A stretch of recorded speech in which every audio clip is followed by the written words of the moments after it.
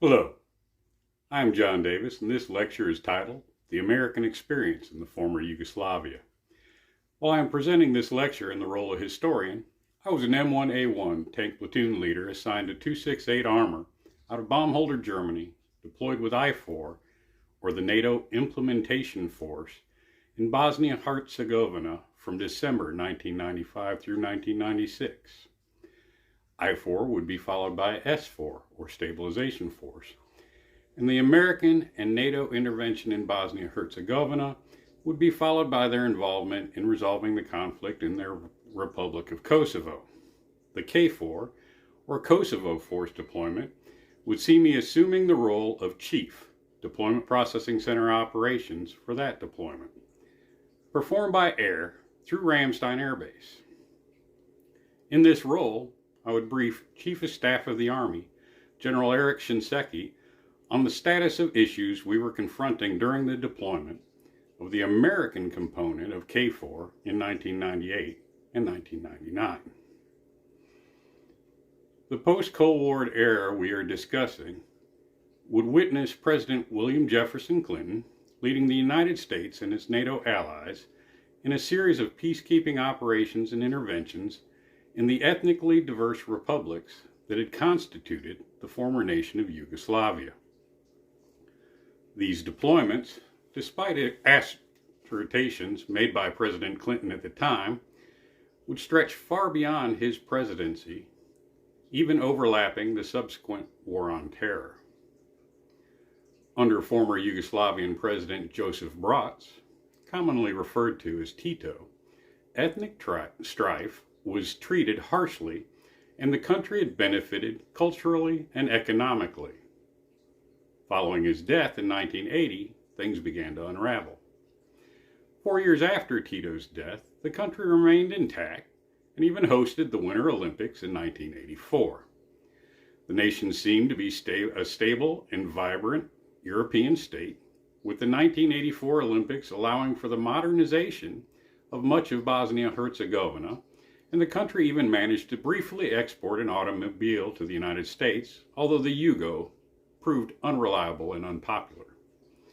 A few short years later, in the early 1990s, ethnic strife and conflict had caused the country to dissolve, with only the republics of Serbia and Montenegro initially voting to remain federated, and Slovenia, Croatia, Kosovo, Macedonia, and Bosnia-Herzegovina eventually forming independent republics.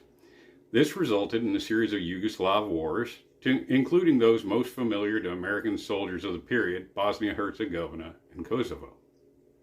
On 27 November 1991, following the international decision to recognize the borders between the republics as international borders, the United Nations Security Council unanimously adopted UN Security Resolution 721, which led to UN peacekeeping operations.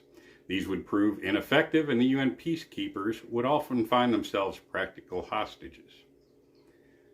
Bosnia had been in a state of ethnically based internal war since 1992, and at times saw fighting between three groups: the Bosnian Serbs, Croats, and Muslims.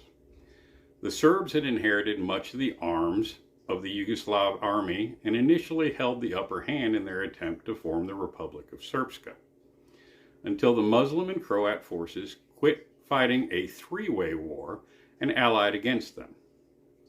During the process, the modernization which had taken place less than a decade prior for the Winter Olympics was destroyed, with entire villages wiped out.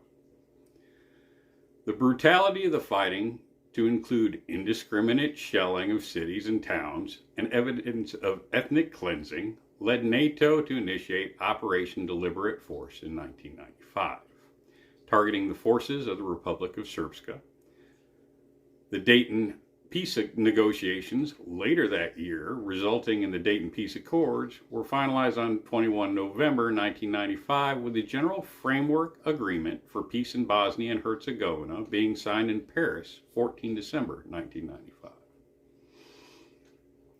President Clinton had been pushing a leadership role for the United States in these negotiations and the final peace for months leading up to it. On my arrival in Germany in October of 1995, I was rushed through the process to assume a platoon leader role in 268 Armor stationed in Baumholder, Germany.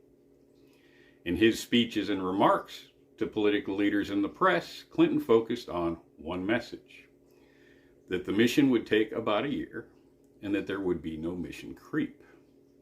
He would largely repeat this message later regarding American involvement in the Kosovo campaign. It was this piece of political calculus that would prove most controversial. President Clinton would repeat this message of a one-year timeline without mission creep, even stating it during a speech to the troops on 2 November 1995, and again in Tazar, Hungary, as those troops headed to Bosnia, and I was on hand at both locations. At the conclusion of the president's comments in Baumholder, Wolf Blitzer, who was standing on the other side of a divider from me, which separated the press pool from the troops, actually turned to me and asked, "So, Lieutenant, do you believe the president when he states that all the troops will be home in a year?" My response to Mr. Blitzer was, "Do you want my professional opinion or my personal opinion as a historian?" which was couched in such a way as had been briefed that we had to answer any question that disagreed with the line that was being said. He turned and spoke to someone else. In any event, my answer would be validated, as I was still training soldiers deploying to Bosnia a decade later in 2005. As we have seen in this course, the practicalities of peacekeeping are not always conducive to politically palatable timelines and mission constraints which garner public and political support. NATO forces divided responsibility for policing the peace by sectors, with the United Kingdom being responsible for a sector in the northwest, the French patrolling the southern sector, which included Mostar and Sarajevo, the smaller NATO countries collaborating to guarantee peace in the far western corner of the country bordering Croatia. The United States assumed responsibility for the northwestern sector of the country bordering Croatia and Serbia, and the sector nearest the Serbian capital of Belgrade. This sector centered on the city of Tuzla, Bosnia-Herzegovina, and site of the Tuzla main air base, where Clinton's Secretary of Commerce, Ronald Brown's ill-fated flight departed from following his visit in early April of 1996, shortly after I had arrived with my platoon of tanks with a mission to provide additional security for visiting VIPs. Brown's visit was not the only or even the primary political reason for my temporary removal from operations in the zone of separation to Tuzla, Maine. Hillary Clinton arrived to visit the troops on 25 March of 1996, and her aircraft were parked inside the cordon formed by my tanks at the end of the runway. Despite her later claims made by the First Lady during one of her political forays, there was no sniper fire in the vicinity of the airfield on that day or any other while I was posted there with my troops. In his attempt to build a lasting legacy as a peacemaker, President Clinton's miscalculations in regards to the political calculus of peacekeeping would result in a much longer and broader commitment of American and NATO forces to both Bosnia-Herzegovina and Kosovo than he estimated and sold the public on. This was, in part, necessary to assuage the mood and the will of the electorate and to garner support for this mission.